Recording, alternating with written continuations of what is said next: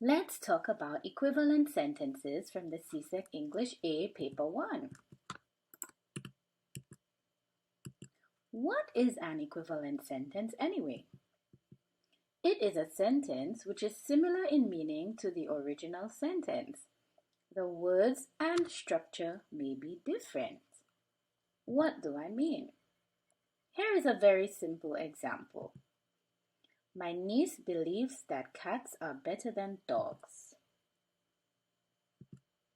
It's almost the same as saying, my niece's opinion is that dogs are not superior to cats. How? So we have the word believes, which is similar in meaning to opinion. My belief is that, I believe that, my opinion is. They're quite similar. They mean almost the same thing. Then we have are better, superior to, right? Cats are better, cats are superior to. It means almost the same thing.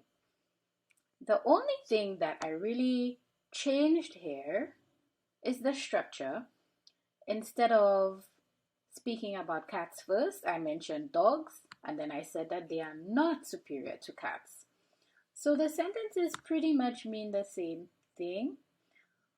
Dogs are not superior to cats is almost the same as saying that cats are better than dogs. So you might be thinking, but Miss, CSEC is more difficult. No, it isn't. It's all about your mindset. So let us look at one question. This is taken from the May 2017 paper 1, and in this video we're only going to look at one question so that you can understand how to tackle equivalent sentences. The original sentence is, Mary still wanted to marry John even though he had lost all his money. And here are our options. A. Mary agreed to marry John although he had lost all his money. B. John's money did not matter to Mary, who still wanted to marry him. C. Mary intended to marry John even if he were to lose all his money. And D. The loss of all John's money did not affect Mary's wish to marry him.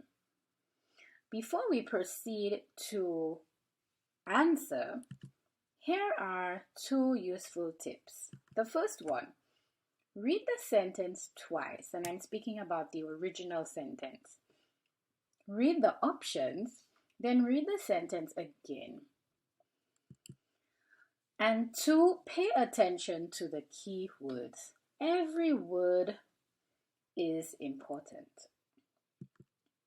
So let's look again, and you can pause the video to read it twice because I've already read it once, and then we can proceed to analyze it together. So, A. Mary agreed to marry John, although he had lost all his money. The problem here is the word agreed. Agreeing to do something is not the same as wanting to do that thing. For example, if I want an ice cream, it's very different if I agree to accept an ice cream from someone. Maybe I'm just doing it because I want to be polite, but I don't really want that thing. But Mary wants to marry John. So the answer cannot be A. We're going to eliminate that one. Now let us look at B. John's money did not matter to Mary. Is there any indication in the original sentence that the money did not matter to Mary? We are actually not provided with this information. Maybe it did, maybe it did not. The point is that she wanted to marry him. So if this sentence gives you information that was not provided in the original sentence, the best thing to do is to eliminate it. For all you know, Mary could be devastated. She's thinking, oh no, the money. But maybe I love John, so I'll marry him. But then it's safe not to make assumptions. We want to stick to the exact meaning in the original sentence. Moving on, C. Mary intended to marry John even if he were to lose all his money. What is the problem here? The problem is the tense. Were to lose indicates that he has not lost the money. There's a possibility that he might, but there's also a possibility that he might not. However, in the original sentence, he lost all his money. So the answer cannot be C.